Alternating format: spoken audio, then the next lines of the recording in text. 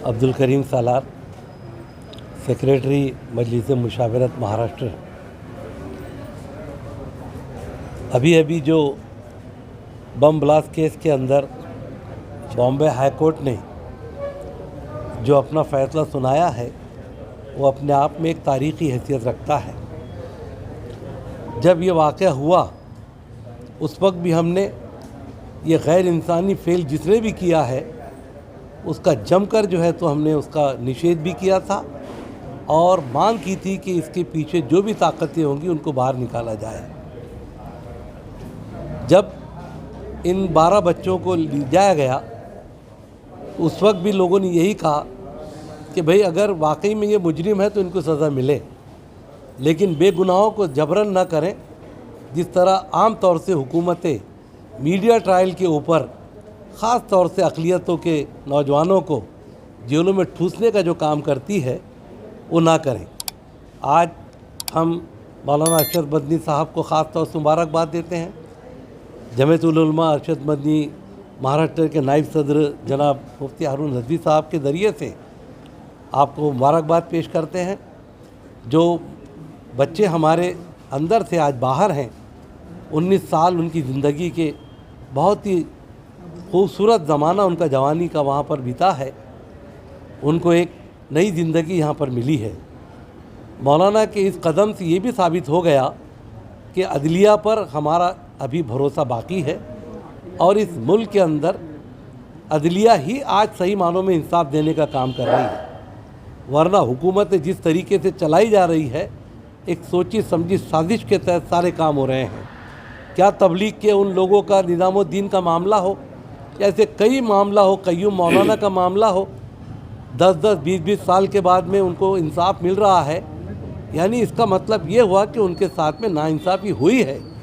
तो नाइंसाफ़ी करने वालों के ख़िलाफ़ भी जो है हुकूमत ने कदम उठाने चाहिए, या हज़रत ने सुप्रीम कोर्ट के ज़रिए से हुकूमत को मजबूर करना चाहिए कि दबाव में आकर इस तरह किसी की ज़िंदगी से खेलना अच्छा नहीं है, तो इनको एक उससे लगाम लगेगी। और हम वाकई में अल्लाह का शुक्र अदा करते हैं कि भाई ये इंसाफ हुआ है। और जिस तरीके से मेरे साथियों ने कहा है कि जो एक बहुत ही खुरेज़ वाक़या हुआ था कि बेगुनाह हिंदू मुस्लिम हर समाज का आदमी से शामिल था, जो बम ब्लास्ट हुआ था ट्रेन में, उसके सही जो है तो मुजरिमों को तलाश किया जाए। और अगर नहीं तलाश होते हैं तो ये हमारी CID, हमारा पुलिस डिपार्टमेंट और हुकूमत की बहुत बड़ी कमज़ोरी कहलाएगी। हम इज़हार तशक्कुर करते हैं कि इन बच्चों के साथ इंसाफ हुआ। That's all. जो ये फ़ैसला आया हाई कोर्ट का, मुंबई हाई कोर्ट का, हम उसका इस्तकबाल करते हैं। और जो लोअर कोर्ट के डिसीज़न को हाई कोर्ट ने पलटा है और जो ताशेरे उन्होंने उस पर मारे हैं वो उल्लेखनीय है। अगर आप उसकी गहराई में जाएंगे तो किस तरीके से इनको टॉर्चर करके, जो मुलजिम थे उनको टॉर्चर करके मुजरिम बनाने की कोशिश की गई और उनके जो स्टेटमेंट पे साइन ली गई उसको हाई कोर्ट ने पलटा है। और जो इसमें जमीयतुल उलमा हो या और जो वकला है जिन्होंने ये मुलजिमीन की मदद की है, जो एक्यूज़ थे इनकी मदद की है, अल्लाह ताला उनको जज़ाए खैर दे। और जो ये लोग छूटे हैं तो आने वाली ज़िंदगी इनकी खुशाइन हो, ऐसी अल्लाह से दुआ करता हूँ और ये मुल्क और कौम की खिदमत करे, ऐसी मैं एक आशा व्यक्त करता हूँ। और जो अदलिया है, जो बाबा साहब अम्बेडकर का संविधान है, वो ज़िंदा है और अदलिया जो है इंसाफ पसंद है। इससे ये पूरे मुल्क में, पूरी दुनिया में मैसेज गया। और जो उनकी जो 19 साल ज़ाय हुए हैं, मैं गवर्नमेंट ऑफ इंडिया से अपील करता हूँ कि उसका उनको कोई कंपनसेशन मिलना चाहिए। और अगर इन लोगों ने ये जुर्म नहीं किया है तो फिर जुर्म किया किसने है, उस असली मुजरिम को भी गवर्नमेंट की ज़िम्मेदारी बनती है कि निष्पक्ष तरीके से उसको खोज के सामने लाया जाए और जो 283 लोग उसमें मारे गए उनके घर वालों को इंसाफ मिले। अगर सही मुजरिम को अगर सज़ा मिली तो ज़रूर उनको इंसाफ मिलेगा, इस मुल्क को इंसाफ मिलेगा और अदलिया पे जो है पूरे भारतीयों का जो भरोसा है और ज़्यादा मजबूत होगा। आप जानते हैं कि तकरीबन 12 मुस्लिम जवान जिन्हें 19 साल पहले फंसाया गया था, पहले मुलजिम और फिर इतना बड़ा मुजरिम उन्हें बना दिया गया था कि 5 को फांसी की सज़ा सुनाई गई और 7 को उम्र कैद की सज़ा सुनाई गई।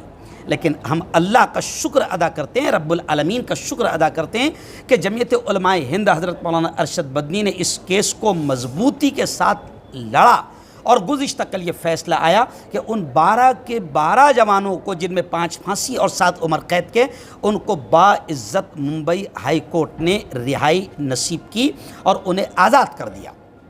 हम सबसे पहले रब्बे करीम का शुक्रिया अदा करते हैं कि ये इंसाफ मिला है। जमीयत उलमाए हिंद का, मौलाना अरशद बद्दी का भी हम शुक्रिया अदा करते हैं कि उन्होंने मजबूती के साथ इस लड़ाई को लड़ा और आज हमारी वक्फ़ की जो टीम है, जिसमें तमाम तहरीकों, तंजीमों और सियासी पार्टियों के ज़िम्मेदारान जमा हैं। कांग्रेस से जमील शेख साहब है, राष्ट्रवादी से हमारे एजाज़ मलिक साहब है, मजलिस शूरा से जो है अब्दुल करीम सालार साहब है, उलमा कौंसिल से हाफिज़ सफ़ी साहब है, जमात इस्लामी हिंद से जो है सोहेल अमीर साहब है, यहाँ पर अपने अब्दुल अजीज़ सालार साहब है, शाहिद मेंबर है, अमजद पठान साहब है और अशफाक बागवान साहब है, अब्दुल्ला सर है, क़य्यूम शाह सर है। ये मैं इसलिए नाम ले रहा हूँ कि आज इन्होंने बाकायदा मुझे बुलाया, जबकि मैं इनकी टीम का हिस्सा हूँ, लेकिन जमीयत उलमा अरशद बदनी का मैं महाराष्ट्र का उपाध्यक्ष नायब सदर हूँ। ये पूरी की पूरी टीम मेरे ज़रिए से बाकायदा ये बात ऊपर पहुँचा रही है। मेरे कायद, मेरे रहबर मौलाना अरशद बदनी साहब और महाराष्ट्र के सदर हलीमुल्लाह साहब कासमी मेरी इस बात को सुनेंगे। तमाम के तमाम लोग, आप तमाम का शुक्रिया अदा करते हैं कि आपने मजबूती के साथ इस केस को लड़ा। और मैं यहाँ का सदर होने के नाते एक बात ये भी इस वीडियो के ज़रिए से पहुँचाऊँ कि सर, हमारे कायद ने ये भी कहा है, मौलाना अरशद बदनी ने ये भी कहा है कि 19 साल इन बच्चों को, जाहिर बात है इनकी ज़िंदगियाँ गई है, हम हुकूमत से अपील करते हैं कि इनको इतना मुआवज़ा दिया जाए कि ये अगली ज़िंदगी अपना सुकून के साथ गुजार सके। एक पहली अपील। और हमारे कायद ने यह भी कहा है कि जिन लोगों ने इनको फंसाया, चाहे वो ATS हो या कोई भी हो, हम उनको भी कैफर किरदार तक पहुंचाएंगे और उनके ख़िलाफ़ भी हम कोर्ट का, सुप्रीम कोर्ट का दरवाज़ा खटखटाएंगे कि जिन लोगों ने इनको फंसाया और इनकी ज़िंदगियां बर्बाद की, तबाह की, उनको भी सज़ा मिलनी चाहिए, ताकि आगे भी कोई इस तरीके से किसी जवान को फंसाने की कोशिश न करें। तो मैं आप तमाम का भी शुक्रिया अदा करता हूँ कि आपने इसको समझा और जमीयत उलमा का शुक्रिया अदा किया। अल्लाह हाफ़िज़।